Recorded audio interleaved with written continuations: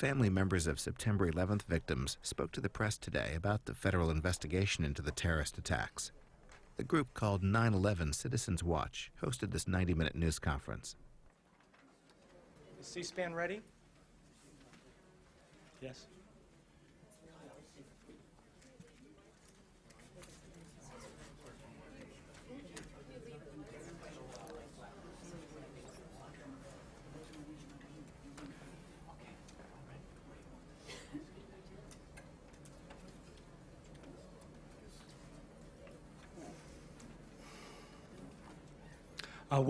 Welcome everyone.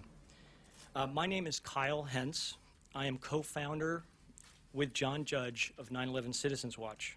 And today we're joined by several victim family members and survivors of 9/11, the 9/11 attacks, who you'll be introduced to and hearing from shortly. I welcome you all of you here today to our first press conference at the Press Club, the first of several that we will hold between now and the conclusion of our review of the declassified report that the 9/11 Commission will produce later this year. Welcome to members of the press, and especially to C-SPAN viewers. We have a lot of ground to cover in a short time, so we'll begin first by saying thank yous. First, thank you to C-SPAN. As is so often said, the viewers of C-SPAN, thanks for C-SPAN. And so we owe a big debt of gratitude for C-SPAN for bringing our message out to the American people. Thanks also to all the 9/11 family members and their supporters who have been keeping a watchful eye on the government's official 9/11 investigation known as the 9/11 Commission, and especially to those who have joined us here today. So what is CitizensWatch? CitizensWatch is an independent, nonpartisan group working to ensure that the National Commission on Terrorist Attacks upon the United States and other related investigations respond fully to the concerns of both victim families and the public, and B, addresses the questions that remain unanswered about what happened, how and why it happened, and who is ultimately responsible. We launched our group at the first 9/11 Commission hearings in April, almost a year ago. It was held at the Customs House in New York City. Our watchwords are truth, accountability, and transparency. We're here to stand up for the principal rights of Americans to liberty and honest, accountable government. We are far from realizing the ideals of our founders. It is important to note that we don't formally speak for any of the 9/11 survivors or victim family members. We do, however, find ourselves more often than not in supportive of the positions and the questions that they have been putting forward over the last 2 years. We're particularly been impressed with the quality of the work and the questions that have been raised by the 9/11 Family Steering Committee for an Independent Commission, which is a small group of 9/11, mostly widows, who have been monitoring the course of the investigation that had a big hand in creating the commission in the first place. Were it not for their efforts and with the help of many other family members and concerned citizens, there would be no 9/11 Commission. And these hearings that are coming tomorrow and Wednesday would not be happening. Family members and survivors are active in a variety of groups and voice a range of concerns and views through independent organizations on issues from the 9/11 Memorial to Ground Zero health concerns. And I've just learned from April that there's a new group that's going to be looking at the charities, the 9/11 charities. Keep an eye on them as well. We're here today to demand answers and accountability for what happened on 9/11 in a process that is open, transparent, and uncompromising. We deserve nothing less. The stakes could not be higher as the world has been swept up in a whirlwind of change and escalating violence since 9/11. Meanwhile, inside the Beltway, business as usual continues. To date, no one in government, not a single government official, has been held directly responsible, accountable for the apparent, as yet unexplained, simultaneous, massive, across-the-board failure of every single defensive and intelligence measure this country had established. And this, despite many warnings that the families and others have detailed in the months since the attacks and years since the attacks. In fact, what we have witnessed is a pattern of stonewalling and slow walking by the White House, the FAA, NORAD, and other agencies. This investigation would not have, again, I've already been there. Today we intend to outline our expectations for the Commission in its final months by presenting just a few of what we feel are the important questions that must be answered to ensure the security of our nation. Through this process, we hope to see the truth emerge and all of those responsible at whatever level are held accountable. So now I'd like to introduce one of my favorite conservative Republicans, Catherine Austin Fitts. Catherine is a former Bush 1 official. She was Secretary of Housing under the first Bush administration, and she was Managing Director of Dillon Reed Investment Bank. Catherine? Kyle, I have to interrupt. I want to ask a little bit more about your group. No, questions will be at the end. Thank you. Thanks, Ken. Thank you. I'd like to thank Kyle and Citizens Watch and everybody participating today for everything you're doing. Kyle spoke about accountability and transparency. Many of the unanswered questions of 9/11 relate to accountability and transparency. Both accountability and transparency with respect to what has happened, but also about whether or not 9/11 is being used as a pretext, and the response to 9/11 is being used as a pretext to suppress accountability and transparency. And that is the basis of the first question I would like to describe today. Coming into 9/11, the Appropriations Subcommittee for Defense was having a very challenging summer, and that was because over $3.3 trillion of undocumentable adjustments were reported in the process of the Department of Defense refusing to produce audited financial statements. In response to 9/11, the Army used 9/11 as a pretext to say that it could not produce audited financial statements for fiscal 2001. My question relates to national security, not just as it is driven by military and intelligence performance, but by financial performance. The many blessings that all of us in this room enjoy relate very much to the soundness and integrity of our financial arrangements.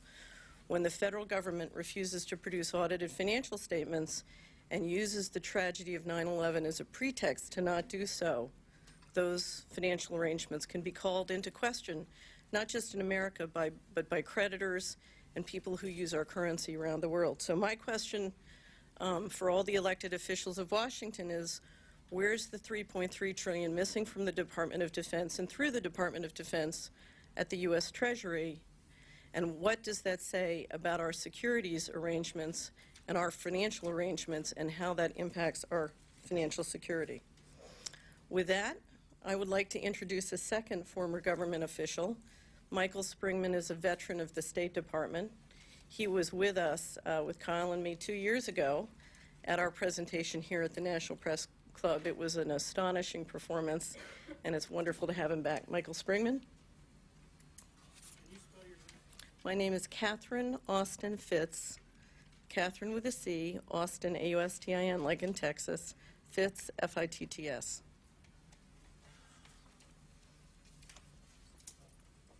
Thank you. I'm Mike Springman. I'm an attorney and a former diplomat. I'm pleased to be here and to ask some awkward and pointed questions. I had been assigned to the CIA's consulate at Jeddah, Saudi Arabia, in the late 1980s. I was chief of the visa section. I had been repeatedly ordered by high State Department officials to issue visas to people who frankly did not qualify. They had no ties either to their own country or to Saudi Arabia where they were applying. At the time, I thought this was strange. At the time, I thought this was money going under the table to buy a visa from the American government. I learned later from three good sources, one of whom was Joe Trento, the noted journalist, that these people were being brought to the United States after being recruited by the CIA and its asset, Osama bin Laden. They were brought here for terrorist training and sent back to Afghanistan to fight against the Soviet Union. What I would like to know is the Visa Express program a continuation of this policy in another guise? In Central America, according to Celerino Castillo, the DEA officer, it was standard practice for the CIA to slip its people into a pile of visa applications that were being brought to the American Foreign Service Post by a travel agent. and they were simply brought into the country and no questions asked.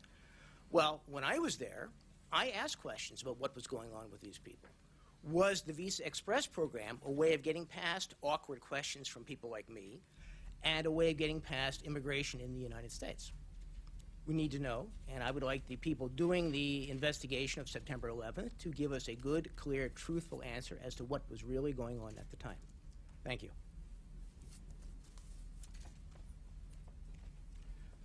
Now I'm going to just take a minute to set up for our PowerPoint presentation.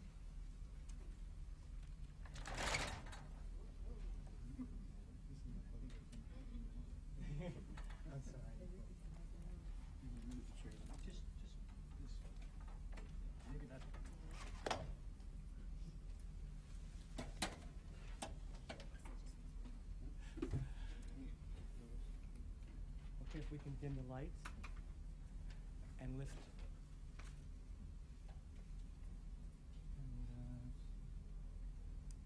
Okay. We seem to be having some technical difficulties. So we'll proceed without the PowerPoint presentation. I'm not sure why it's not working, but maybe some of our tech people at C-SPAN could help us out.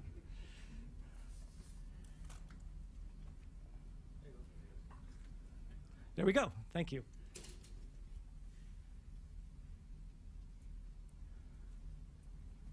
As each day goes by, we learn that this government knew a whole lot more about these terrorists before September 11th than it has ever admitted. This from former 9/11 Commissioner member Max Cleland, who is no longer with the Commission. Now I'd like to invite April Gallup. April and her son were wounded at the Pentagon on September 11th, and she's going to read a brief statement. She's going to introduce herself and read a brief statement from another family member who wanted to have her voice heard here today.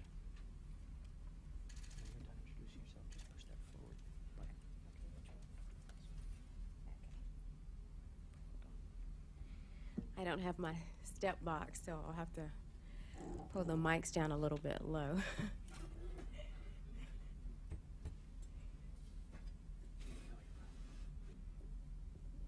Great things come in small packages, you know. Again, my name is April Dawn Gallup. My son's name is Elijah Gallup, and we are both survivors from the attack on the Pentagon. So where were we? We were inside the building on the E-ring when we experienced one of the most tragic incidents in history. As the plane hit, of course, being on the inside, we had no warning whatsoever that there was even an emergency. There was no alarm. There wasn't anything that went off. When the supposed plane hit the building, fortunately, and I think it's largely why we're here today, we were blown in the blast and then covered under 4 floors and walls of debris. At the time, where it touches me the most is at the time my son was only 2.5 months old, and it was my first day back from maternity leave, and I was, returning into work, and he was also blown in the blast and covered under 4 floors, walls of debris, along with everything that was in the building on that day. Personally, I wouldn't want even my worst enemy to suffer or even witness incident. We had the unfortunate ability to actually see how many of the family members died that day. Many died a instant death, but some was very slow and very tragic. Before I go any further on what my questions are, I'm also representing Miss Judith Jackson Rice, who couldn't be here today. She's the mother of Joshua Scott Rice, and he was on the 105th floor of the North Tower, and I'm going to read a part of her statement. My patient has worn thin.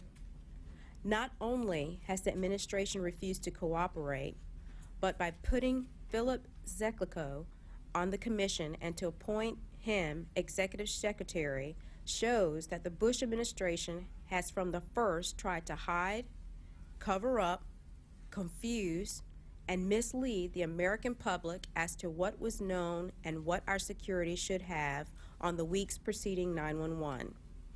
It is time to insist that Mr. Bush, Mr. Cheney, Ms. Rice, and others step up and answer the questions not only of the families so devastated by this lapse in judgment, but in order to show that our system of government is truly of the people, by the people, and for the people. Thank you. And that statement alone is something I'm sure everyone can agree. And my major concern is everything about 911 has been a cover-up and foggish, right down to the charities, right down to the independent commission.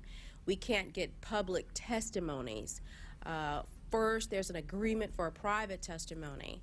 And I want to clarify something. The 911 families have not become angered vigilantes. We just simply want to know the truth behind 911. And we're just simply asking that those key individuals would provide public testimonies to respond to many of the questions.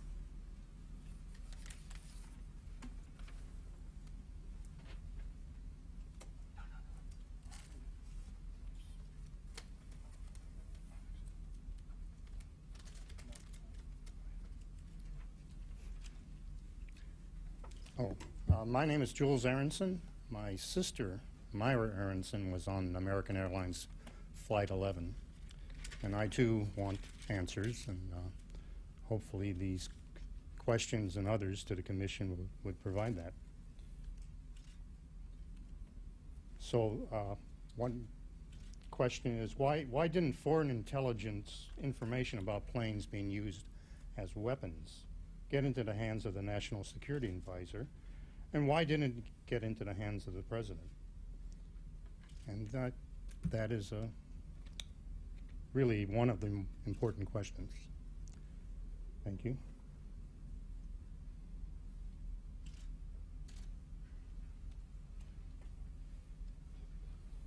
I'd just like to say that this slide here is a quote, partial quote from 9/11 Commissioner Jamie Gorelick, who, when she heard the questions posed by Kristen Mindy Kleinberg of the 9/11 Family Steering Committee, said that they represented a roadmap for the Commission in its work. Many of these questions are drawn from the questions prepared by the 9/11 Family Steering Committee.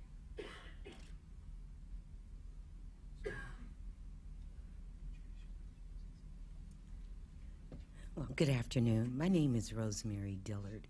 My husband, Eddie A. Dillard, was murdered on board Flight 77. In addition, I was working for American.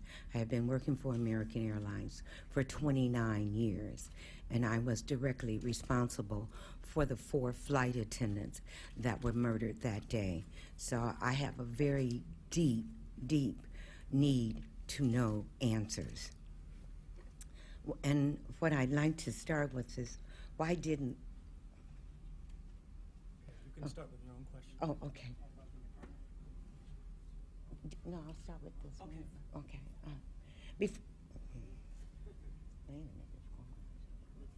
Okay. Before an audience of the American people, the Commission must ask President Bush in sworn testimony the following questions.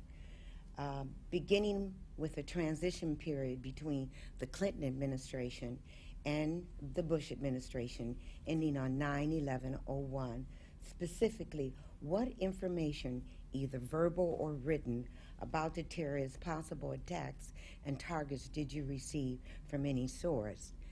And included in that, what information was provided to the airlines? I was a manager for the airlines, and how come the airlines didn't know anything about it? This would include briefings from the outgoing Clinton officials, the CIA, the FBI, the NSA, the DOD, and other intelligence agencies. Foreign intelligence, governments, dignitaries, or envoys. National Security Advisor Condoleezza Rice, Richard Clarke, the former counterterrorism czar? And after seeing 60 Minutes last night, I'm sure this question remains in all of your hearts. Thank you.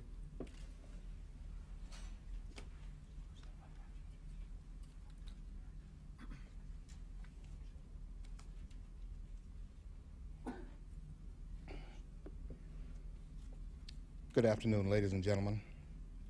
My name is Abraham Scott. I'm a retired Army officer of 20 years. I lost my wife of 24 years, Janice Marie Scott, in the Pentagon that day. She was a GS-13 supervisor budget analyst. She was in an office that who lost 32 of their 36 employees. They had just moved there less than 2 months prior to the attack, and she left behind two daughters, Crystal, which is, she's currently 26, and also Angel Marie, which is 18 years old. There are a lot of questions that I would like to ask the Bush administration, and of course, one of them I would like to ask in terms of, as Commander-in-Chief, from May 2001 until September 11, 2001, did you or any agent of the United States government carry out any negotiation or talk with the UBL, an agent of UBL or Al-Qaeda? During that same period, did you or any agent of the United States government carry out any negotiation or talk by any foreign government, its agent or official regarding the UBL? If so, what resulted from those talks? And that's conclude my presentation. Thank you.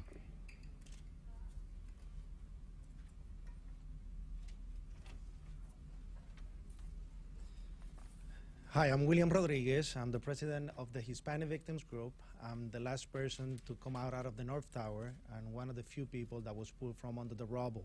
On 9/11, I have one of the few master keys that opened all the doors in the building, and I was being followed by the fire department as I went up and opening the doors and getting the people out. I had some problems prior to,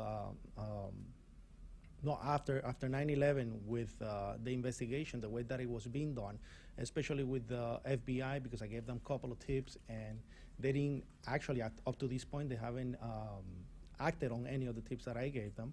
And as a matter of fact, when I was pulled from the rubble, I have a police radio, and I have to go 8 times, 10 times directly to the office of the FBI to ask them to remove the radio from my possession, because it belonged to probably one of the cops that died on 9/11. And after so much trying, the Port Authority police picked up that radio. So there's been a lot of problems with the investigation. And I want to ask the president that why haven't you come forward with all the information the commission has requested from you? Why the constant clashes between your office and the panel over access to intelligence and the disponibility of officials? Is anything on the records from NORAD that has been subpoenaed is able to help the panel's investigation? It should be voluntarily turned over without the necessity of a court rule. A follow-up log from the FBI tips before and after 9/11 should be given to the panel. And in conclusion, we the people affected by 9/11 ask you, Mr. President, that in the same way you have used the disaster of our images for political campaign to be forward and use that information to get to the bottom of what really happened, and in that way we will learn how to avoid and manage the future emergencies that will happen after 9/11. As we know, as Mr. Clarke said, they use everything on all the information from 9/11 to shift the concentration into what happened with Iraq, and taking that amount of resources, put it on Iraq instead of Al-Qaeda. So we want that to be open, transparent, and to come forward with all the information that we have requested. Thank you.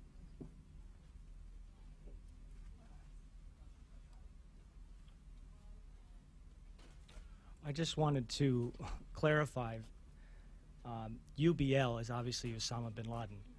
Now we'll start back with April. Oh, I'm sorry, Henry.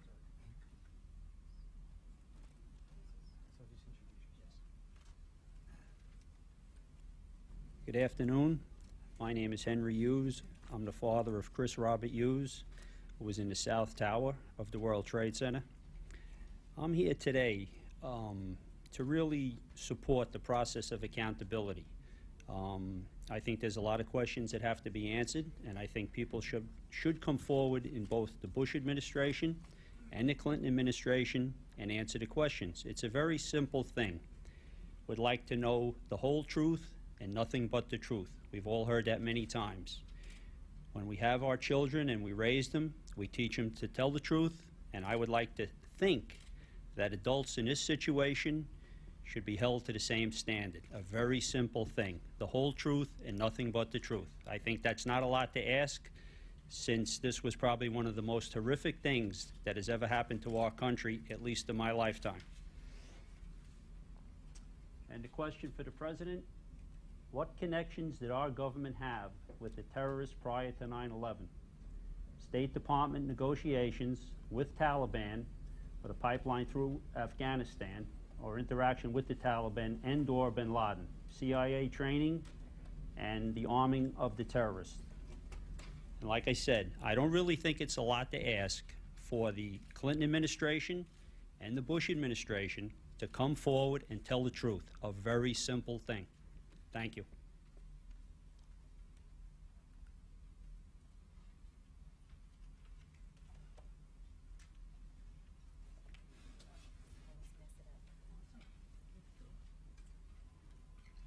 Okay.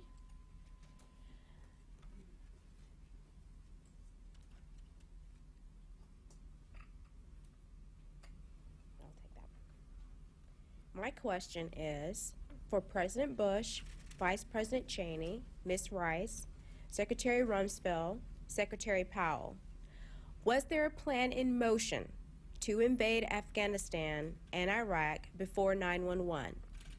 If so, was access to oil and gas a strategic motivation? And a little background for the reasoning of that question is because there is a lot of assumptions in regards to, business involvement, believing that a lot of that motivated a lot of what's going on. And therefore, a direct answer to the question would alleviate a number of assumptions.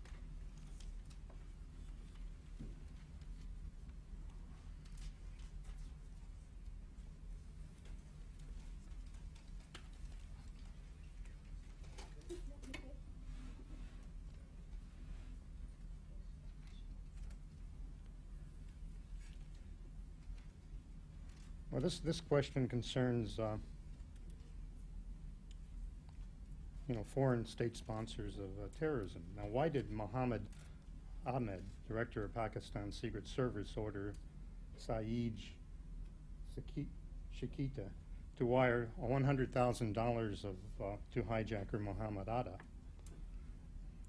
And yes, well, why indeed? And what was Mohammed Ahmed's relationship with Al-Qaeda?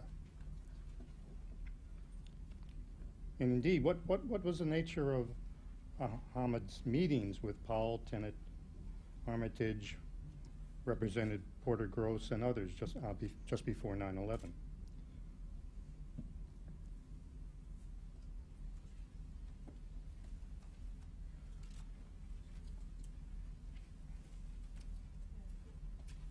Well, as we continue on, my question is for Mrs. Rice, who is refusing sworn public testimony.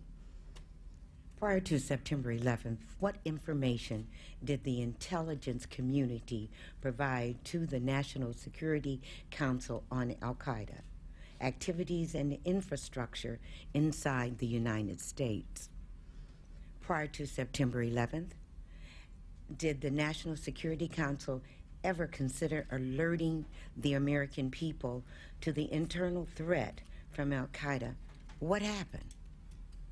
Did the National Security Council ever consider enhancing the U.S. border controls by strengthening the watch list programs, alerting the FAA or the airlines, or inspecting cargo containers on a larger scale? If so, what happened?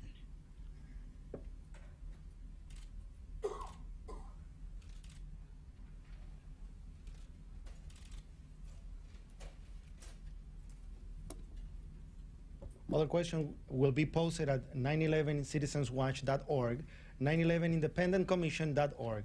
These are far from a comprehensive listing of questions and areas of inquiry.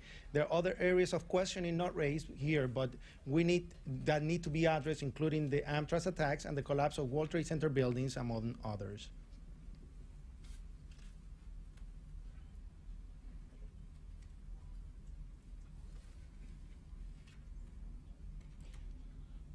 My question of President Bush is, if he was here as the Commander-in-Chief, the family members of the Pentagon and American Airlines Flight 77 was in the Assistance Center in the Sheraton Hotel in Crystal City for almost 4 months. And President Bush, as the Commander-in-Chief, did not have the gall to come over to the Sheraton and express his personal condolences to the family members in that hotel. And as a veteran, I can attest that at least 90% of the 125 victims of the Pentagon were either directly or indirectly related to the military.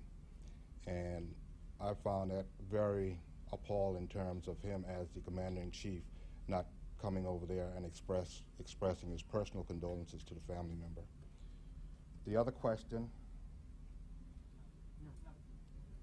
That's it? Well, Just that's one it. more by John. Okay. Just trying to move quickly here. Just like to invite co-founder of 9/11 Citizens Watch, John Judge, to ask a final question before we look at some of the resources where we have begun to found some of the answers and that we have passed on to the 9/11 Commission. John Judge. The specific question that I wanted to raise, and this is based on a lot of work that we have done as independent investigators and researchers on the case, and all of our material has been turned over to the Commission, along with questions like this that we've been raising consistently at every one of the hearings. Given the fact that there were multiple prior warnings from foreign intelligence to U.S. intelligence, and given the fact that there were reported forewarnings, specific forewarnings to government officials, Pentagon officials, the mayor of San Francisco, and others not to fly on 9/11, and given the fact that there was enough consciousness of the possibility of planes attacking buildings that special precautions were made in the summer before at the Genoa summit, special drills were conducted at the Pentagon for such a situation. The security had told me in 1999 that they had cameras and radar on the roof in case they, meaning Muslims that he was speaking to me about, tried to run a plane into the building. Why was there no even standard, much less emergency, response in the nearly hour-long scenario from the time that the first plane evidenced either hijacking or some trouble in the air? Why was there no military response, NORAD, FAA response, or other response from defenses within P-56 or the restricted areas in the Pentagon on 9/11? Why didn't the warnings lead, and the preparations and the drills lead to a response that day? Now I'd like to identify several resources that people have brought forward to our attention and that we have in turn passed on to the 9/11 Commission. The first two have been entered into the formal record or archive of the 9/11 Commission, and I've spoken to members of the Commission who have actually used the timeline in this case as a resource in their work. This is a timeline that's been developed by a gentleman named Paul Thompson and many colleagues from across the country and around the world. It's available at www.cooperativeresearch.org. I've printed it out. Here it is. It's organized in themes. It's obviously also by date, but you can search by themes, and that's a project that's ongoing and being refined and added to. The War on Freedom by Nafis M. Ahmed from the Institute for Policy Research and Development. This was a book that was published over a year ago. It's being published overseas. I understand it's virtually a bestseller, close to a bestseller in Italy. And this book, too, has been given to each member of the commission. Tomorrow, Citizens Watch will formally present copies of The New Pearl Harbor, Disturbing Questions About the Bush Administration and 9/11. This book was written by a eminent theologian and teacher, philosophy teacher, named David Ray Griffin. The foreword was written by Richard Falk, Professor Emeritus from Princeton University, who was quoted, "This is an extraordinary book. It is rare indeed that a book has this potential to become a force of history." We have copies for interested members of the press, advanced copies provided by the publisher. This is an ad campaign that will begin today in the DC metro system. It is a 2x2 poster that is going to be placed in, and if we could dim the lights. This is a 2x2 poster that's going to be placed in the entire metro system here in DC, calling for Bush, Cheney, Rice, Clinton, and Gore to testify publicly under oath and stop the stonewalling. It will run for 4 weeks and reach hundreds of thousands of people in the DC area. This is an ad we placed in the Washington Post today in the federal section, a quarter-page ad. Behind you. Could you dim those lights? Top level.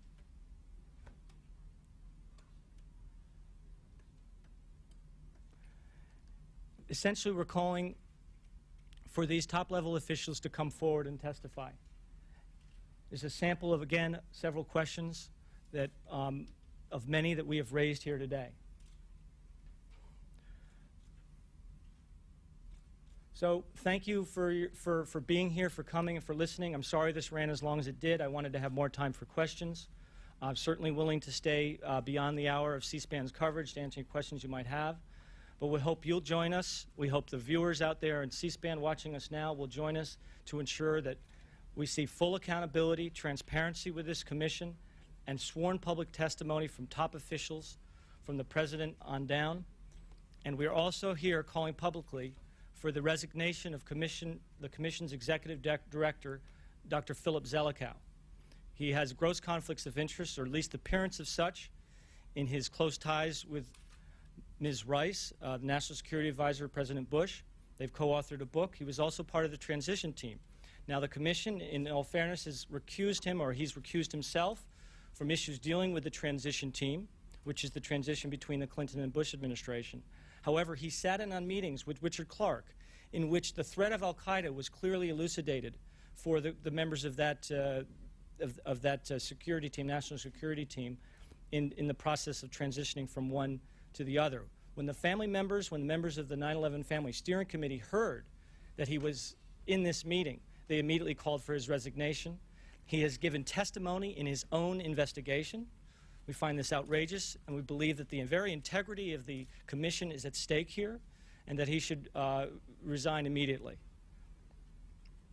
So I want to thank each and every member, family member, and survivor of 9/11 who've come here and shared their stories, read some of the questions that we prepared, that we drew from the 9/11 Family Steering Committee, and added some of their own. And we all deserve the truth. They deserve the truth. We all deserve the truth. The future and our security is at stake here.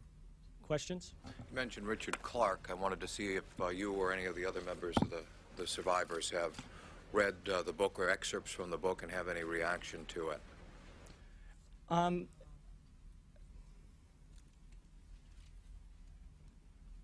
Well, actually, we saw 60 Minutes last night, and we were very, very shocked with what we saw and the amount of information that they had, and the accusations that he's giving to the administration. So we're waiting for the book that is actually being released today to see what is in the general idea of what has to do with the commission itself. Has that shaped your impressions at all, what Yes. you've seen, and how so? Oh, yes. We are more, well, first it was very emotional. We were very emotional because Here we have a top-level administration official saying that they knew something, that they took the information and they went away with that information and they tried to tag it to the Iraqi people.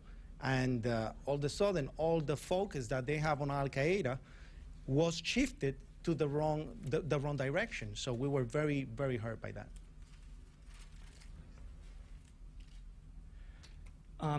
One of the things that we feel that should be made public, as much of it as possible, perhaps in redacted form, is there was a July 5th meeting that was called for by Richard Clarke. At this meeting were members of the Secret Service, all the typical members that would join a high-level national security meeting in the White House. In that meeting, he warned of a spectacular attack that would occur with little or no warning and cause mass casualties. Those are the words extracted from what was leaked from that meeting. So clearly, there's information there that we hope we will hear from, what can be released without compromising sources and methods at the upcoming hearings over the next 2 days, because we understand that Richard Clarke is one of many top officials, including Tennant Powell, Madeleine Albright, Sandy Berger, and others who are testifying. What is this group? Who are you? What's your background? Just asking if you can tell me about your group. Who is the group? Who are you? What's your background? Yeah. You're from Rhode Island, I gather. And how did you get involved in this? What were you doing before all this? Yeah, most of my life I've not been what I would call a very political person or very politically involved. Have a strong set of values and concerns, but generally that has never found expression in any kind of political environment. This is not politics. This is about an effort to get to the truth about what happened on 9/11. My personal background is as a professional sailor. I'm a yacht captain. At the time of 9/11, was a fall season, and essentially wasn't sailing at the time. And I read what piqued my personal concern that we weren't getting the whole story about 9/11 were early reports that there was some insider trading, that someone had some foreknowledge and some specifics of the attack enough to place short put options on United and American Airlines. And these were reported across all the mainstream press, and we've yet to see a full report of the investigation that was launched by the SEC after the revelations of the alleged insider trading that one expert named Phil Erlanger estimated were in the billions. So that's what piqued my interest. But prior to my work with CitizensWatch, I was a sailor and did a variety of other things. I ran a disabled sailing program in Newport, Rhode Island. Should I say something to that?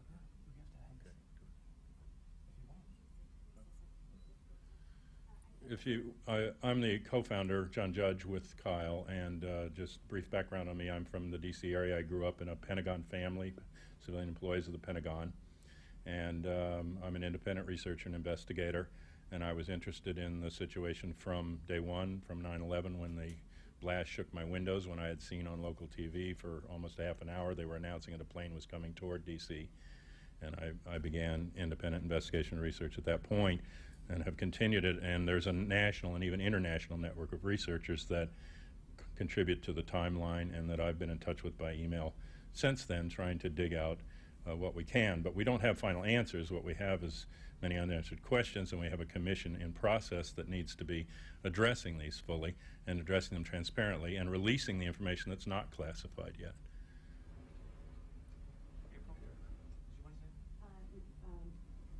First was his question in regards to Mr. Clarke. We hope at some point he'll be able to meet with the families. We found a lot of his information to be very enlightening, and his statement is more so a reason why President Bush and others should publicly testify, so that we could hear what he has to say. Anything in particular strike you? What was it? Everything was particularly striking to me. In that I find him to be a credible witness, his information to be credible, and everything that he spoke touched in a certain way. So it's very important. We need to hear from those top officials. And to respond to your request, the 911 Citizens Watch has been very essential to the 911 families because many of us, a large number of us, are still on the road to recovery. And they've had the awesome ability to do what we cannot find the time to do because we spend a lot of times in therapy, the doctors, you know, things of that, et cetera. So they help us work and get a lot of the information that we just simply do not have that time to really put into do. So they've been a high asset to the 911 families. Do any of you have strong opinions about George W. Bush's political ads that refer back to 9/11? And do any of you object to professional actors being used in those ads? And would any of you have suggestions for political ads, future ads being put out during this presidential political campaign? Yeah, we are. I represent the Hispanic Victims Group and the Victim Support Group. And we can say that the majority of the percentage of the people that we have, around 3,600 people, they all were very, very hurt. They found it obscene that they used those ads for a political reason, to use it as a political campaign when they haven't even given the opportunity to the commission to be interviewed and answer the questions directly of what happened with 9/11. So we are very, very angry that he's using that and marketing his presidency as he did everything on 9/11. No, we don't like it. And to emphasize what he said, it's not just, you know, that particular organization, it's all organizations. I don't think any 911 family member should be left out as far as any ads relating to 911. And it's very distasteful that not even heads up or so much as how would you feel, you know, about that particular ad or, but then again, that's how it's pretty much been about a number of things, from the charities to the memorials to ads. There's not much input, or it's been little or no input from the families, and that's where it becomes insulting. Yes, go ahead. You said you gave a couple of tapes to the FBI. No, tips. Tips. I'm sorry. Tips. You gave a couple of tips to the FBI. Can you tell us anything about those? Sure. I have no problem with that since they didn't act on it. Number one, I felt that I met with one of the terrorists 2.5 months prior to that, around that time. Not that I met, but I saw him in the building. I don't recall the name of the guy, but he was in the area of the bathrooms, asking how many bathrooms were in the area. And that's information that they should have acted upon. You said about 2.5 months before. 2.5 months before that, yeah.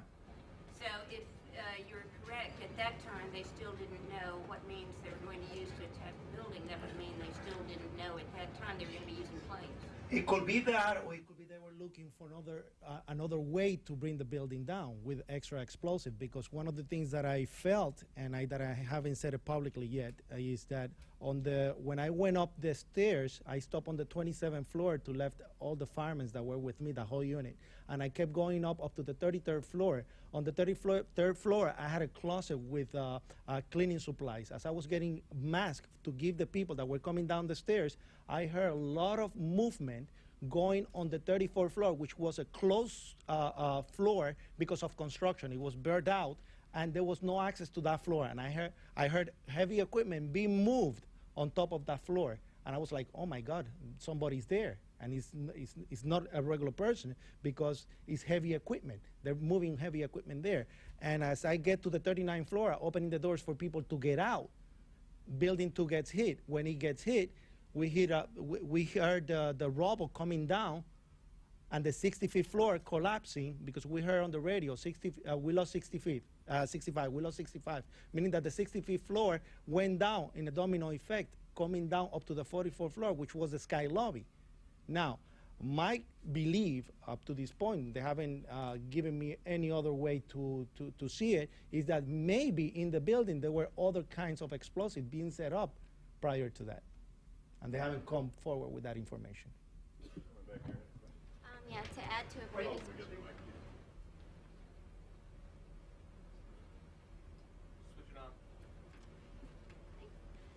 a previous question, how are you calculating your publicity efforts so that you're present while the president is campaigning and demanding specific answers to these specific questions in addition to this event today?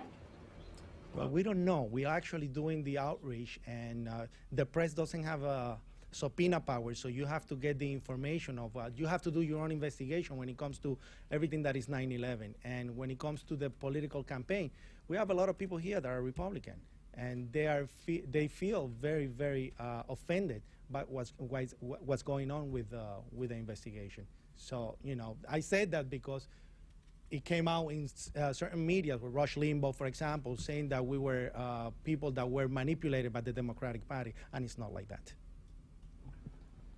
Someone over here had a question.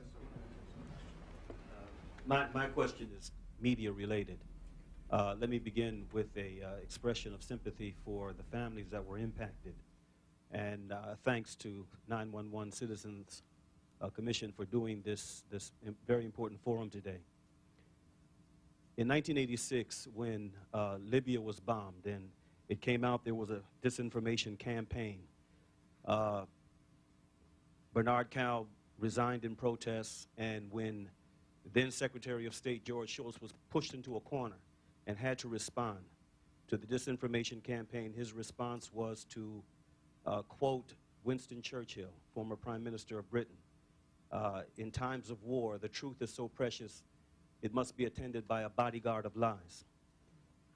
That being the case, from one administration to the next, there appears to have been this penchant for a bodyguard of lies around issues, controversial issues of this nature. We have a lot of cameras here in the press club today. I wonder to what extent the Fourth Estate has been doing its job in asking the tough questions of the government and you know, holding people accountable in terms of this very important inquiry. What is your read on this? Well, we certainly encourage. I mean, the answer to that question is sitting out on the other side of the table here, but we certainly encourage the press to listen to the families and listen to the researchers and go after these questions and to help us push the commission. And I think that they've done that to some extent, but not perhaps as much as we'd like at different points. So we're glad to have the audience today and the chance to be on C-SPAN and get these questions out to the public. Someone here had a question. Yes, you'll be hearing from the Secretaries of Defense and State, both past and former, tomorrow. Yet you feel, and you have a list of questions that you've given out today. Do you believe that they can't answer those questions? After all, many of them, they were often in National Security Council meetings when these issues came up. Do you think that they can answer them? I'm asking if you believe they can't answer those questions. Cannot? Yeah, cannot. I mean, I believe you're also pushing for testimony from others as well. Yeah. Well, I think there may be issues that they consider too sensitive to answer, and they would claim national security, although invoking national security in a situation where the rest of us have to live in national insecurity begs the question at times. But I don't think these questions are impossible to answer, but I think the answers to them might begin to get at a deeper history, a historical context to what led up to and has followed 9/11. And it might, as the truth often is, not be as comfortable for everyone, but it may enlighten us in ways from which we can determine policy. One of the critiques we have made of the Commission is that they are taking panels of testimony about policy on intelligence structure, on security, on all different sorts of homeland security and other issues prior to what appears to be their last topic, which is what happened on 9/11. And to us, that's totally counterintuitive. Unless we can find out what happened really on 9/11, and the theory that we've been given does not hold up in its particulars when looked at critically. The thesis that we've been given down to the starting level of who was actually on the planes and what happened falls apart when you go into the details. And so we'd like them to be able to answer these questions, because some of these questions might begin to get at the truth. If I can follow up, do you believe that they're not? It is on. If I can follow up, do you believe these questions are not either going to be asked or answered tomorrow and Wednesday? Well, we would hope that the Commission pays some attention to the families and to us. We have submitted questions in the past, and at least some of the themes have been broached. The families have also been contacted by Commission staff with answers to some of the questions they've raised, but the families have not always been satisfied with the answers. We would hope that if this is a commission in a democracy to get at the truth, and they've said they'll leave no stone unturned, they'll go wherever the evidence leads them, then their responsibility to the American public is to ask the hard questions and not to just put people up, ask them soft questions, and have a sort of show up there, but it has no meaning. They should be asking probative questions. At the beginning, we were among the groups that pushed for them to take testimony under oath. And they took the position that perhaps people would be more forthcoming if they weren't under oath, which again we thought was counterintuitive.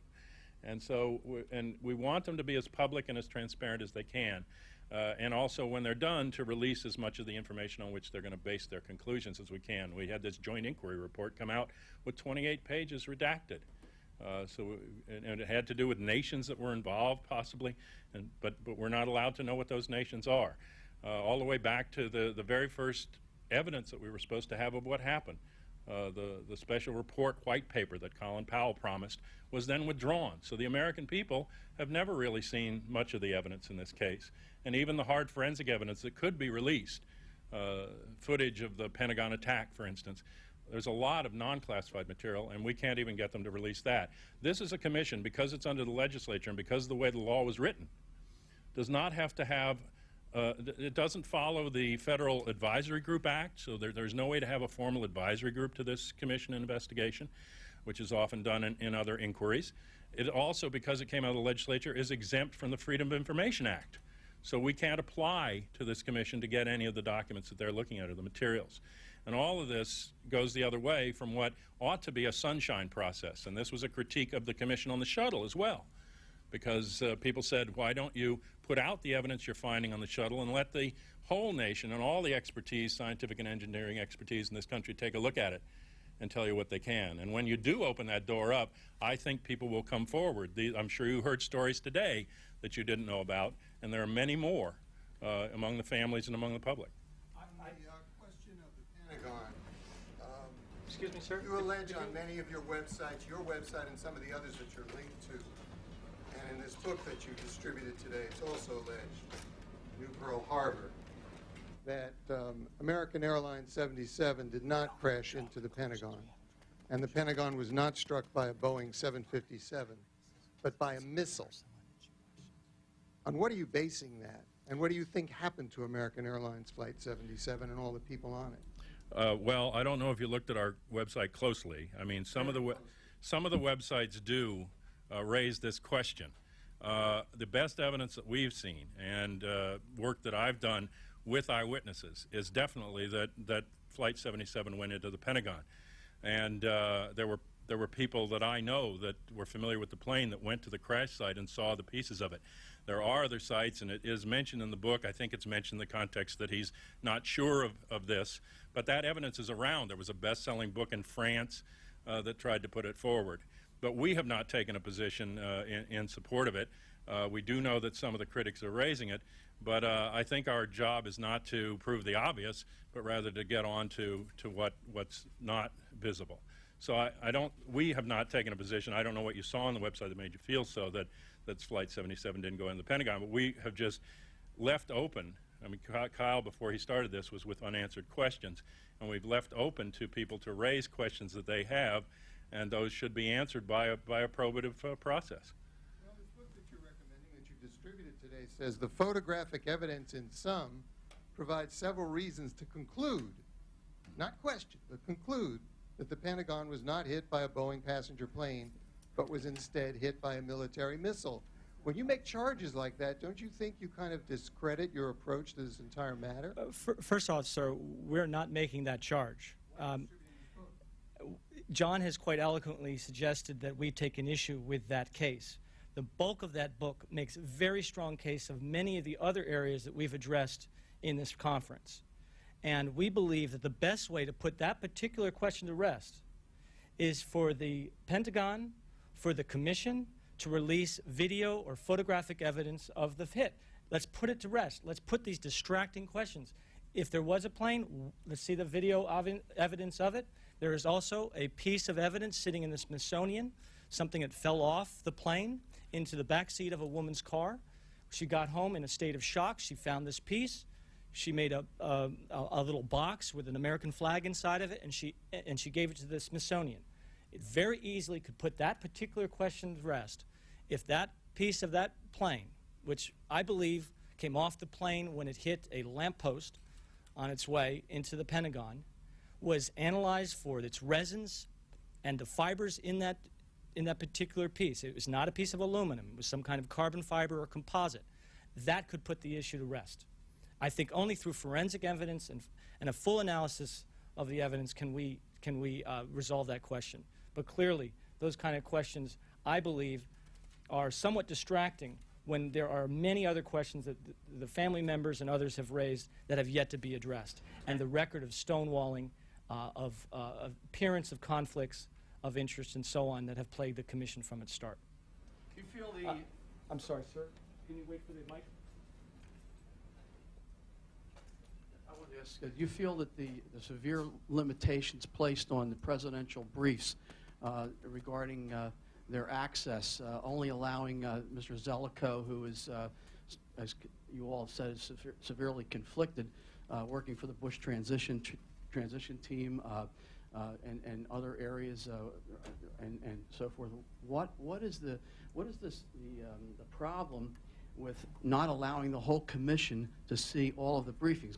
Because I believe it was Gorelick and Zelikow were given access, and then they got to choose which briefs out of the 3,000 or 4,000 were the ones that were most important, and then the chairman and the vice chairman got to see the briefs which they chose. Now, Zelikow is not even appointed by Congress or the president. He's selected, by members of the commission.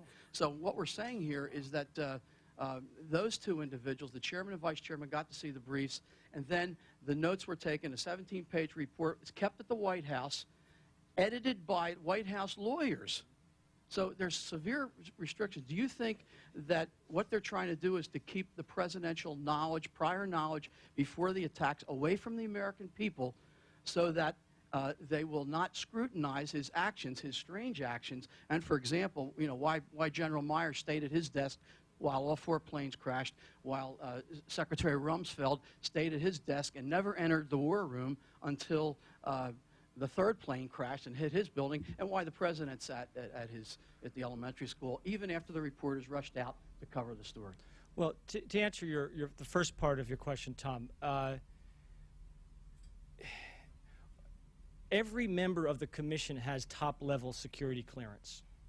So we believe that the entire commission should see the presidential daily brief of August 6th, indeed any presidential daily briefs which pertain to 9/11, which pertain to the warnings that came in, that documented the warnings that came in from foreign intelligence services. We don't feel it's appropriate for Philip Zelikow, with such close ties to the Bush administration, who sat for many months on his Foreign Intelligence Advisory Board, to be reviewing the presidential daily briefing.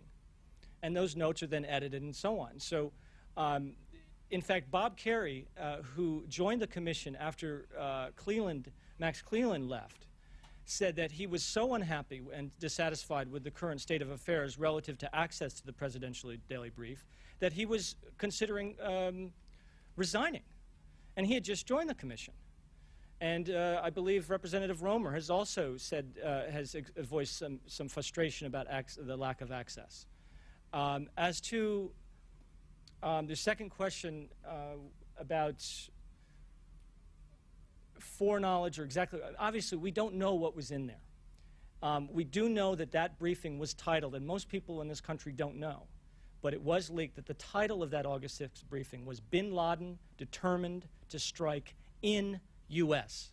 At one point they tried to drop the "in," suggesting that this was an overseas threat. This is another one of the misleading statements that have come from the Bush administration since 9/11, that it was an overseas threat, that the buzz, the noise in the system was an overseas threat. No, it was a threat to domestic targets in the U.S. And in foreign intelligence agencies, President Putin was interviewed on MSNBC and said that there were, Arabs training to be pilots to use planes as weapons and target, buildings in the U.S., high-value targets in the U.S. So we don't know, but we know that there was a very clear warning of an imminent attack, and this particular brief mentions hijackings. What else it mentions, we simply don't know. As a follow-up, having attended the hearings myself, at least most of them, the issue of these frantic briefings, it seems as though some of the members of the commission, Jamie Gorelick, perhaps the most preeminent, prominent one, said that there were frantic briefings going on June, July, and August. What I'm trying to get at here is that if these briefings are known to the public and they say that there were Arabs training as terror, training to take flight lessons, and everybody and the government knew about it, and there were the issue of the individuals that were in the country and so forth, if they were all there, then how is that going to affect what the president, when people go to look at why was he sitting there, why did he continue, why did the top general on United States military soil stay in his office and talk to Max Cleland while 4 planes crashed when he knew about the first one in the first place? And we haven't even touched about the issue of when they first knew, because it's obvious that the plane was hijacked at 10 minutes after 8 o'clock in the morning, 20 after it turned south 110 degrees. So they knew it was hijacked. That's 2 hours before the last plane crashed. Now you're telling me Operation Vigilant Guardian with planes heading up and down all up and down the coast, no one was able to do that, to intercept that plane in 2 hours? Impossible. So what I'm saying here is that, do you think that the president would be able to justify his actions if the public knows what he knew before the attacks, before 9/11 and during the attacks? Well, I think we can't know what justification the president would have. We just have these standing questions that belie a normal national command response level. And we have Rumsfeld saying he was sitting in his office doing papers until the plane hit. I mean, that's the Secretary of Defense. We have Myers, acting Joint Chief of Staff head, knowing about the first plane hitting but going into a private meeting and no one interrupting him apparently and coming out, according to his statements at the end of it.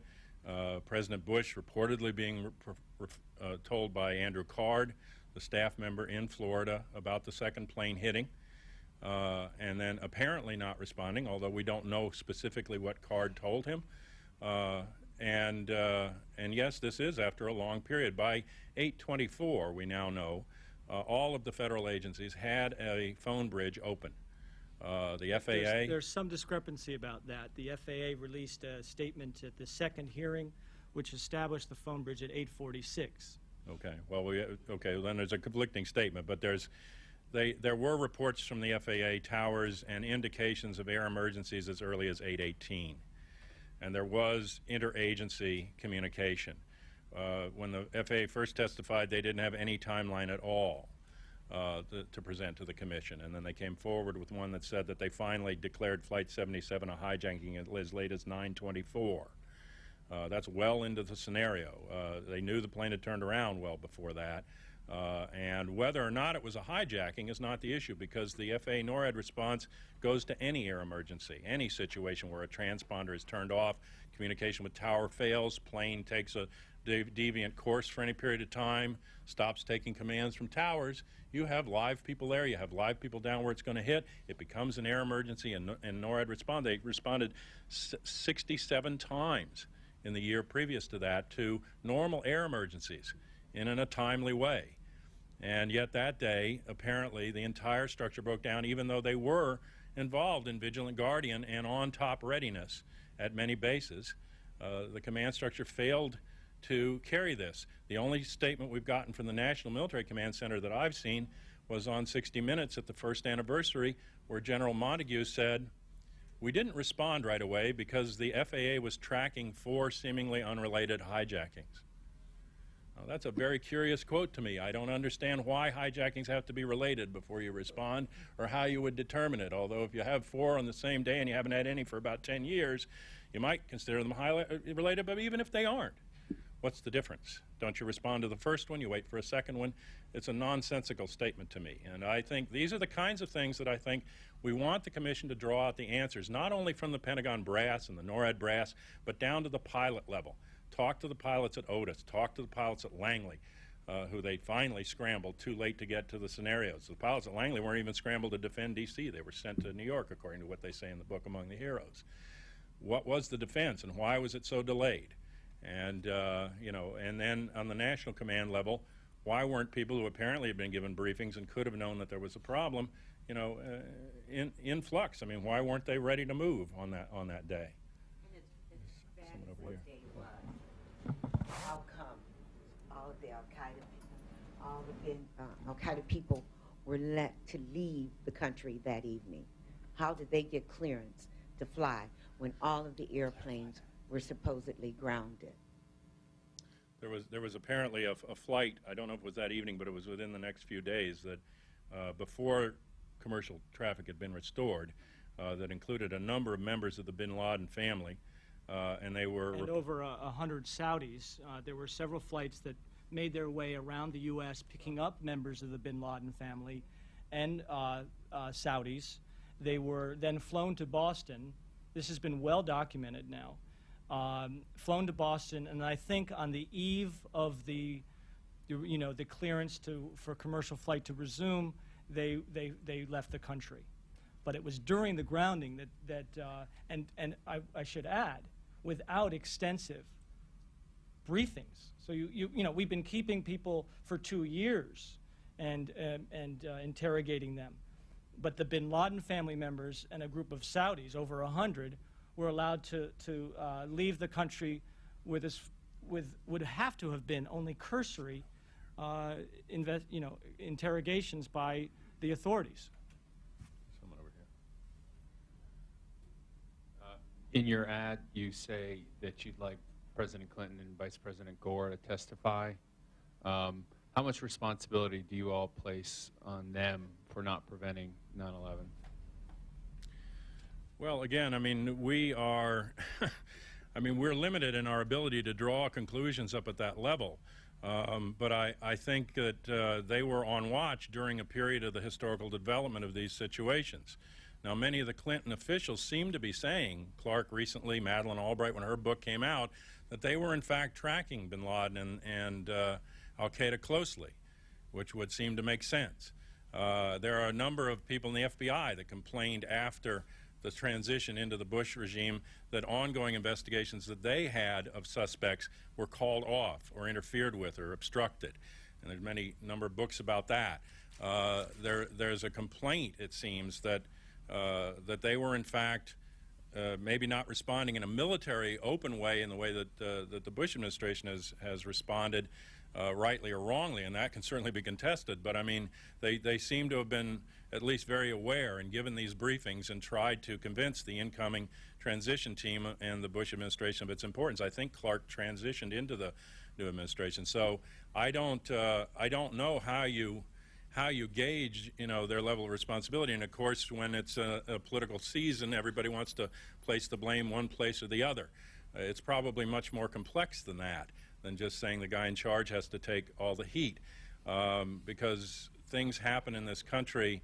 I mean, part of the problem is the reason that speculations come up, like this gentleman mentioned about Flight 77, we're in a situation where, because of a national security state, much of the information we need is placed into a classification system instead, and it's not accessible to the public, or even if it is accessible somewhat, the media don't get a lot of it out to the public in many cases. So we're kind of in a situation where we're allowed to believe anything we want, but to know nothing. And that makes it impossible to act. And the way to be responsible, it seems to me, is to reverse that so that we do know and we get the historical record. So I don't, as I say, I can't say, but Madeleine Albright said what one question that raised for her was how they could know so much about these attackers right after the incident and so little about them previous to it. But somebody wasn't on watch. As a partial follow-up, do you have a good estimate of the number of FBI agents or the amount of FBI hours that went into investigating Clinton himself during his last years in office, as opposed to this kind of thing? I don't have an estimate of it. I do know the cost of like the Whitewater investigation alone was much greater than the amount of resources that have been given to this commission, as was the shuttle investigation. This commission has a limited life and a very small budget comparatively for one of what ought to be one of the most important events to be studied in our current history. Oh, I think they had to extend it to $14 million. It originally started out at about $9 million, wasn't it? No, it was initially funded at $3 million. Oh, the $3 million, yes. And it went to $14 million, and with the 2-month extension, they just got another $1 million. Contrast that to a multi-year investigation into Whitewater, which cost 40 to 50 million, and a space shuttle, the shuttle accident investigation, which was launched immediately, and I believe was funded to the level of $50 million. So,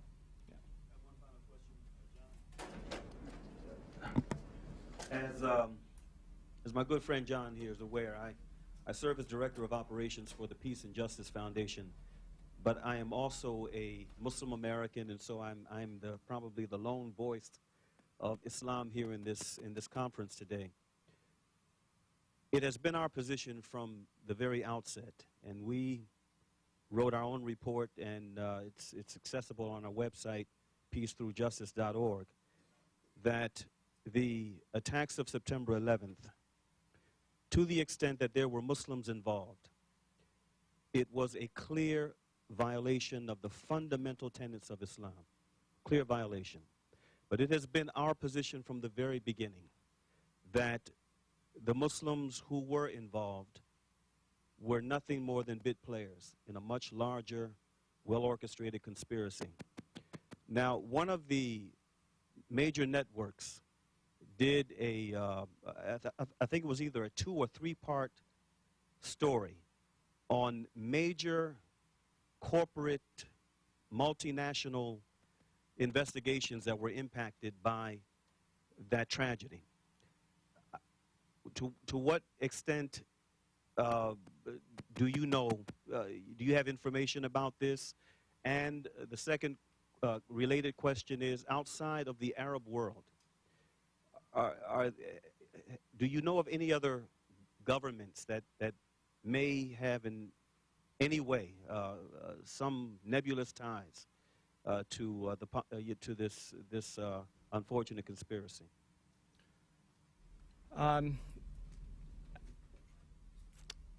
Catherine Austin Fitts spoke here earlier, and I understand that she's just completed a piece called 9/11 Profiteering, where I have not read it. I don't know the conclusions it draws or the questions it raises, but I believe it's posted on Scoop Media at scoop.co.nz, and it will also be published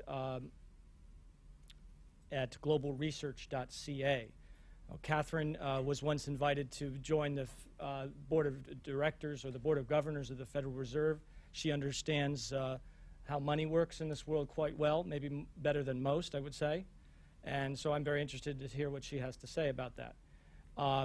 As to the general issue of war profiteering, some of you might be aware that Kevin Phillips' book, American Dynasty, is, I think, number 2 or 3 on the New York Times bestseller list.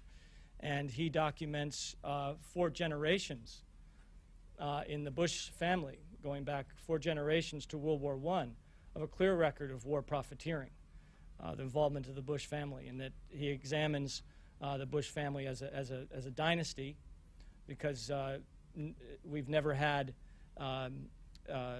2 members of the same family separated by only one president.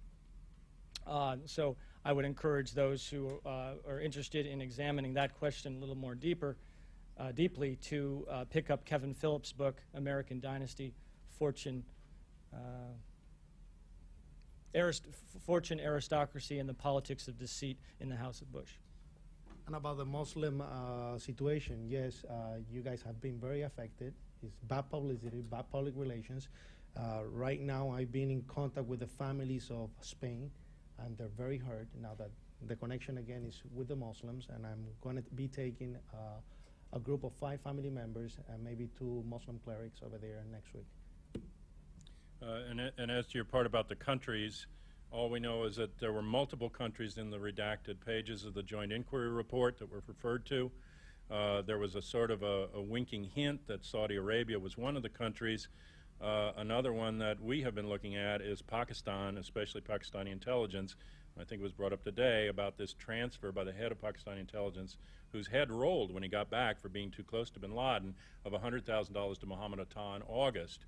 And he was here in September, in the early weeks of September, meeting with Richard Armitage and Colin Powell and George Tenet at the CIA.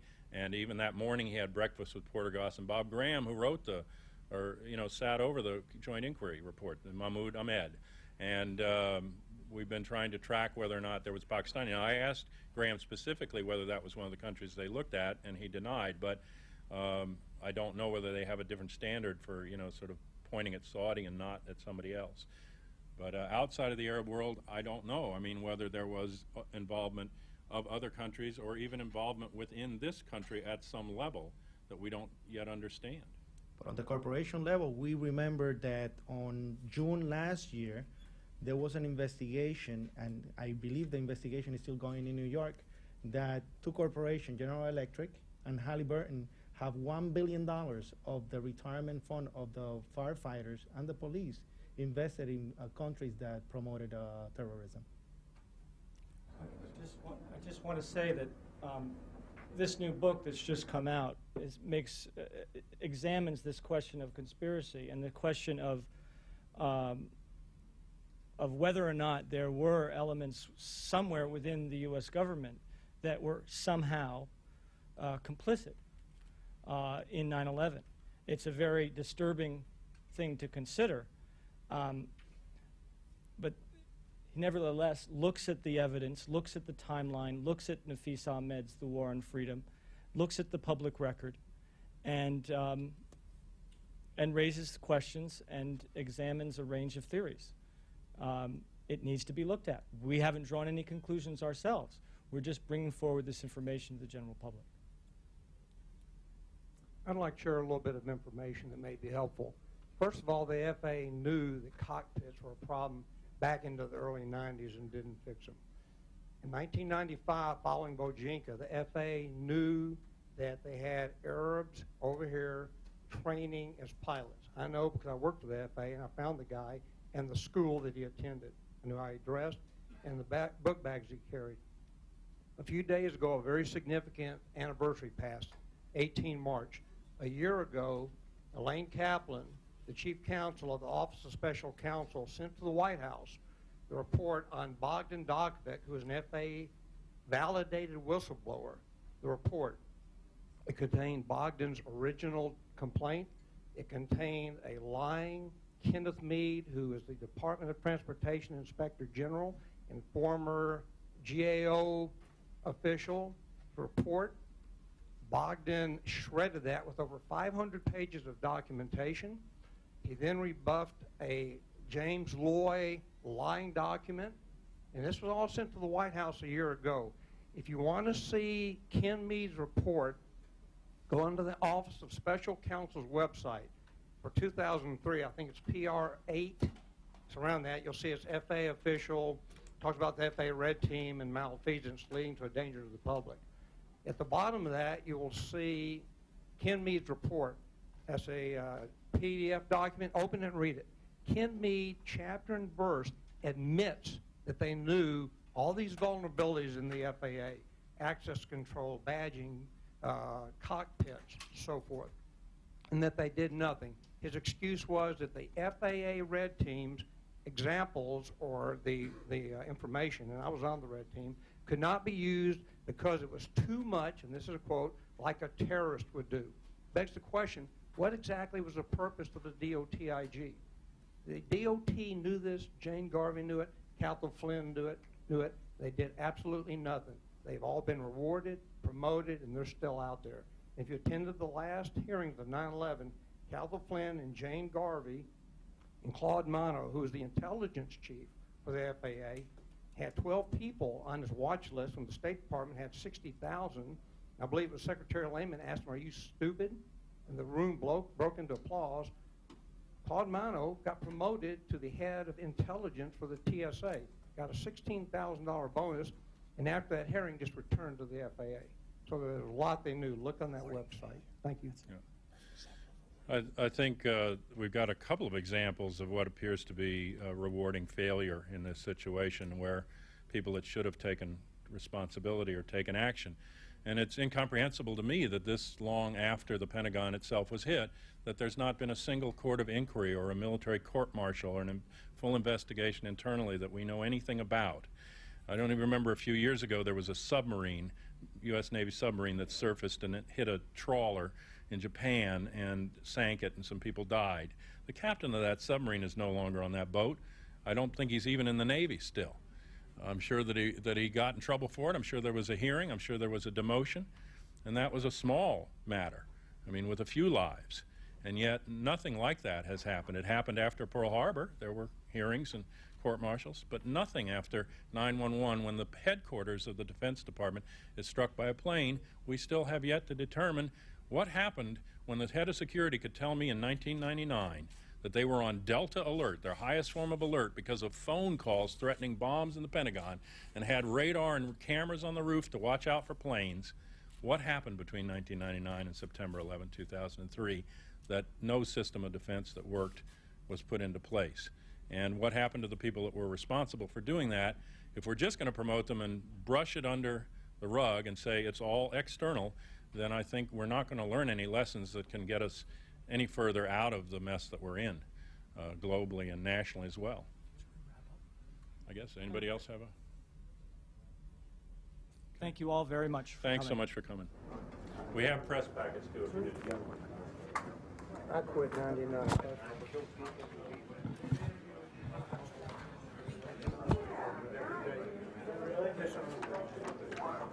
I work for Bobby and still with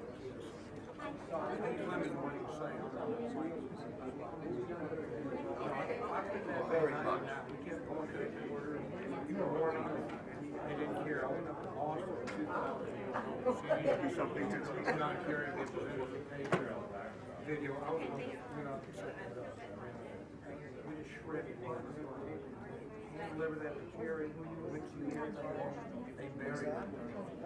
And 1998.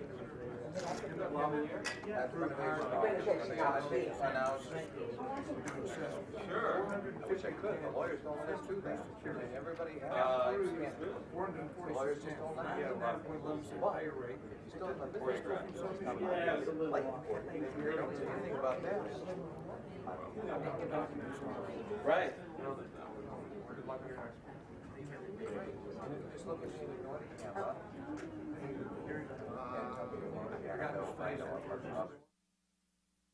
The 2000